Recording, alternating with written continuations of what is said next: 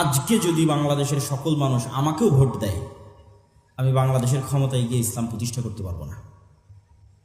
কেন আপনাকে বলি, একটু বুঝিয়ে বলি। আজকে আপনি যত সুযোগ সুবিধা ভোগ করতেছেন, বিদ্যুৎ চলতেছে, জেনারেটর চলতেছে, ক্যামেরা চলতেছে, মোবাইল চলতেছে, ইন্টারনেট, নেটওয়ার্ক, বিদেশে হাজার হাজার মানুষ কাজ করতেছে, আমেরিকাতে, ইউরোপে, সৌদি আরবে ইনস্ট্যান্ট টাকা বাংলাদেশে পাঠিয়ে দিচ্ছে।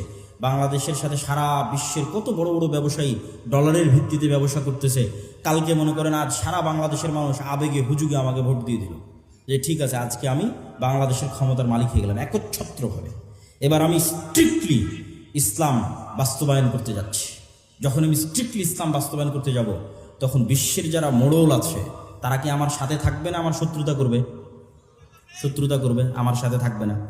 তাহলে বিশ্বের মোড়লরা যখন আমার সাথে শত্রুতা করবে, আমি আপনাকে বিদ্যুৎও দিতে পারবো না, আপনার বাড়িতে এসিও চলবে না, আপনার বাড়িতে ফ্যানও চলবে না, তারপর আপনি বহির্বিশ্বের সাথে ব্যবসা করতেছেন সেটাও চলবে না, খুব ভোগবিলাসী জীবনযাপন করছেন সেটাও চলবে না, আইফোন ইউজ করতে পারবেন না, তারপর হয়তো অ্যান্ড্রয়েড ফোন ইউজ করতে পারবেন না। যত রকমের বাধা তৈরি হতে পারে, সংকুচিত হয়ে যেতে পারে আপনার রিজিকের রাস্তা, আপনার আরাম আয়েশের রাস্তা, ভোগবিলাসের রাস্তা। যতভাবে আমেরিকা পাবন্দি দিয়ে, মানে এই রাষ্ট্রের উপর পাবন্দি চাপিয়ে যতভাবে আপনাকে সংকুচিত করবে, তখন আপনার বাঁচবেন কিভাবে? বাঁচার রাস্তা কি?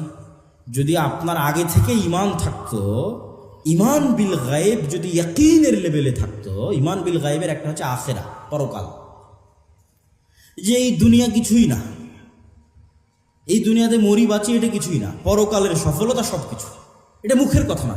যদি ইয়াকিনের লেভেলে থাকতো, আল্লাহ সাহায্য করতে পারে, আল্লাহ সাহায্য করবে, ফেরেশতারা আছে, ফেরেশতাদের মাধ্যমে আল্লাহ সুবহানাহু ওয়া তাআলা সাহায্য পাঠাবে।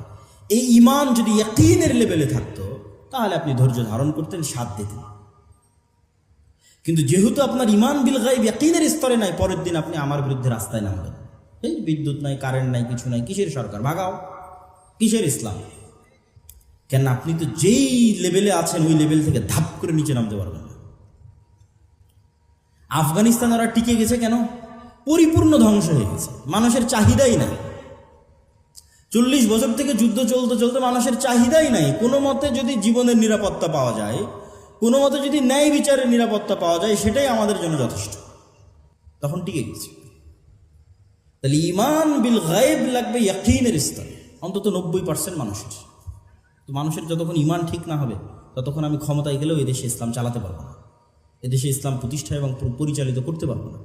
কম্প্রোমাইজ করতে হবে, কেন মানুষের ইমান নাই, ইমান নষ্ট হয়ে গেছে।